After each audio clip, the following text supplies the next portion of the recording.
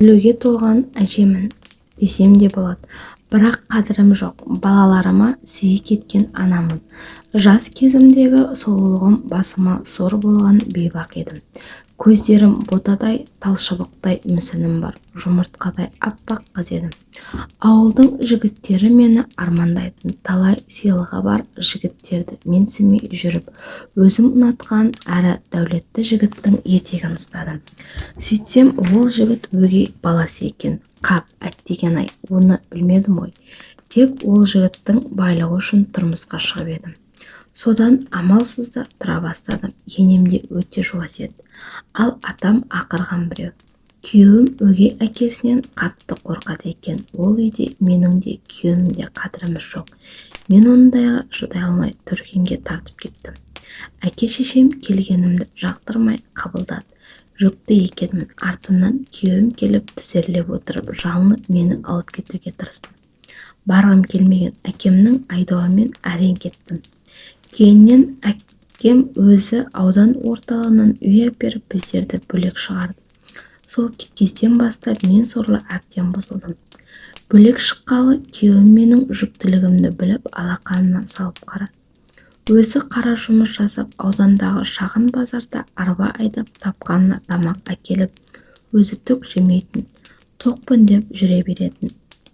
Кешке келе сала ыбырсыған мұсырды үйілген ыдысты тап-таза етіп, менің өзінің кір болған киіме дейін жуатын еді. Мен тек кешке дейін жатамын. Ол кезде телефон жоқ, оқитыным газет болатын. Күйеуім артық сөз айтса, кетемінге залынатын сорлы бейбақ болдым. Ол ештеңе емес еді. Үйден жата-жата іш пысып, шешем келіп тастап кеткен ақша қалаған тәттілерімді жейтін едім. Анам ол ақшаны күріш секілді қабымен ал деп тастап кетеді. Ақшаны алып үй жаққа жақын дүкенге барып келіп жүргенде дүкендегі еркекке көзім түсті. Әжептәуір денелі еркек екен. Мен жүкті болсам да ішім білінбейтін, ұзын бойлы болғасын ішімде байқалмады.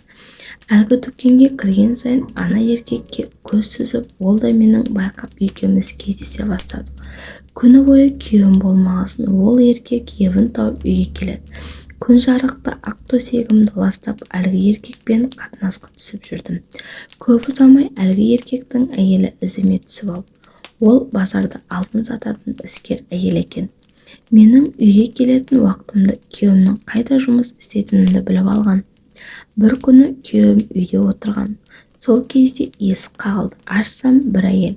Өзі әдемі киінген, жүзі үсті. Есіктен кіре салып, еш сәлемін де айтпай, сұрақты қоймай, бетіме шапалақпен тартып жіберді.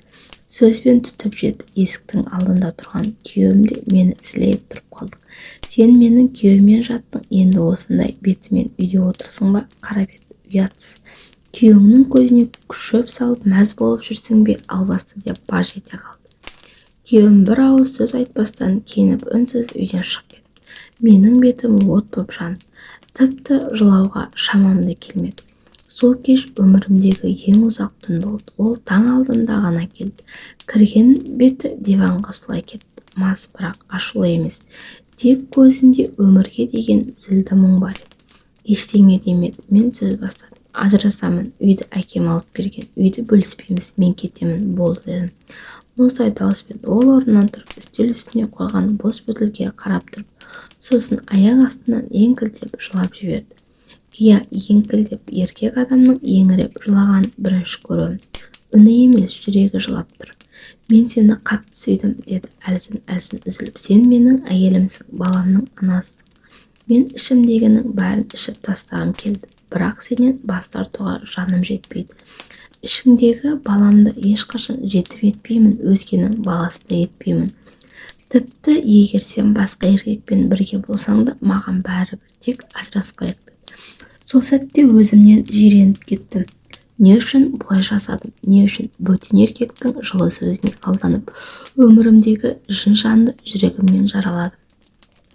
Сол бір оқиғадан соң тыныш жүрдім, бірақ күйеуім сол күннен соң еш уақытта төсекте бірге болмады. Арадан уақыт өтті, ұлды болдым. Күйеуім сол ұлы үшін өмір сүрді. Менімен сөйлеспесе де, мені кешірмесе де, баласына деген махаббаттан менің жағдайымды жасап отырды. Тамақ, киім, дәрі бәрін алып беріп тұрды. Бірақ бұрынғыдай емес. Қасында отырсам алыстап кеткенін сезетінмін. Бір үйде тұрсақ та екі бөлек адам едік. Ұлымыз 2 жасқа толғанда жұмысқа шықтым. Өзімше өзгерем, түзу жолға түсем деп ойладым. Бірақ тағы да нәпсіме ие бола алмадым. Жұмыс базар ішіндегі дәмханада еді. Қарапайым ыдыс жуушы болдым. Басында бәрі жақсы болды. Таңнан кешке дейін жұмыс. Кешке баламның қасына асығам. Бірақ бір өзбек жігіт болды. Ол сол дәмханада аспаз еді. Әзілдеп сөйлейді, көзді қысқан сәттеріне не қалайтын көрініп тұратын. Мен басында қарсы болдым, бірақ ішімде бір арам ой, әлсіздік бар еді. Бірақ рет ешкім білмейді деп өзімді алдадым.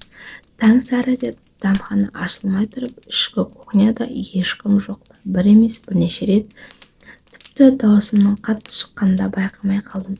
Қысқа уақытқа ешкімге білінбейтіндей, бірақ ештеңе мәңгілік емес екен. Бір күні дәмхананың иесі ерте келіп кухняның тазалығын тексергісі келген.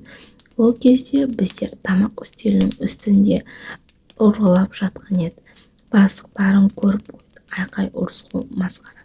Сол жерде дауыстап тұрып масқарамды елдің көзінше шығарды. Салдағы қатын, жатып алдыңдар албастының түрін.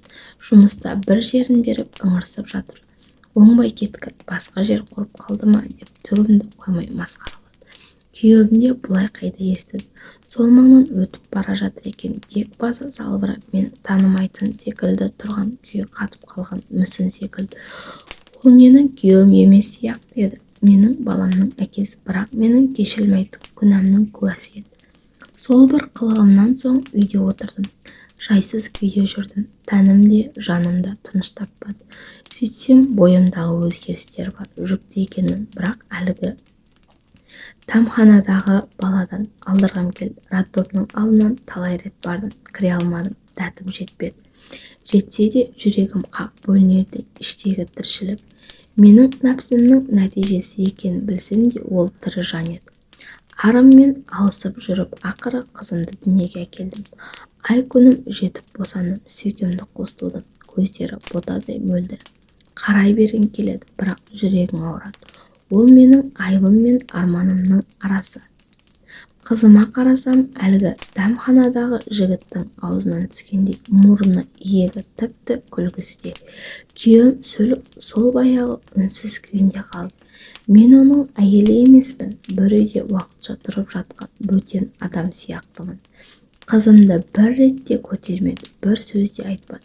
Тек ұлын еркелетіп, барлық тәттіні ұлына ғана береді. Бұлай балаларды бөлуге болмайды ғой. Арадан қанша жыл өтті, күйеуім сол баяғы қалпында қалды. Қара жұмыс істейді, таңмен таласа тұрып, қара кешке дейін тынбай еңбек етеді. Ол тек ұлы үшін өмір сүрді. Ұлы оның үміті, жалғыз тірегі. Ал қызымызға қарауы да, сөзі де, көз қарасы суық. Ол ешқашан әкелік мейірімін көрсеткен емес. Менше күйбең тіршілік, тозған үміт арасында жүріп, бір жерімді бітеп мектепке еден жуушы болып кірдім. Бірақ тыныштық маған ешқашан бұйырмады. Мектеп директорының көңілін табып қайтадан қателікке бастым. Ол менің азғыруыма көнген жоқ, мен өзім ұсындым. Ақырында ажырастым, күйеуімнен соңғы шың заңды адал жерімнен де айырылдым. Сол жылдары балаларым өсіп қалған. Ұлым жігіт болды, қызым бой жөтіп келеді. Екеуі де еш нәрседен бейхабар емес. Бәрін сезеді, бәрін түсінеді. Бір күні үйге барғанымда ұлым сыртта, қызым бөлмесінде отыр. Күйеуім болса ортада, түсі суық, көзі қанталаған. Алғаш рет сол үнсіз еркектің аузынан қаймықпай жалаңаш ақиқат шықты. Сен сияқты кірленген шүберекпен осы күнге дейін тұрып келгеніме өзіме де қайранмын. Өзіңе ұқсаған әр еркектің қойнынан табылатын қызыңды алып кетті. Ұлым ер жетті. Егер ол да сен сияқты жәлеп болып кетсе, өз туған ағасын азғырып қосылып жүрер. Үнсіз тұрып қалдым, жыламадым. Тек ішімде бірдеңе сынып түсті. Қызымның бөлмеден шығып тұрғанын көзім шалып қалды. Ол үнсіз жылады. Ұлым алыстан қарап тұрды. Қайсысына жақындайын, қайсысына жанымды ақтайын. Мен үнсіз кеттім. бір қолымда өмірімнің лайы, бір қолымда перзенттерімнің көз жасы. Қызымды ертіп бөлек кеттім. Бұл да уақытша еді. Көп ұзамай қызым интернатта оқимын деп қиғылық салды. Келістім. Бәлкім менің үйдегі көлеңкемнен алыстағысы келді. Бәлкім менің қателігімді көргісі келмеді. Қызымды өз қолыммен алыстатып тұрғанымды жүрегім сезіп тұрды. Бірақ қолымнан ештеңе келмеді. Үйде жалғыз қалдым. Тағы да қателестім. Ұлымның көзінше өзге еркекпен ұсталып қалдым. Сол сәт бәрінің соңғы шегі болды. Ұлым. Мен сол сәттен кейін ешқашан кешірмедім.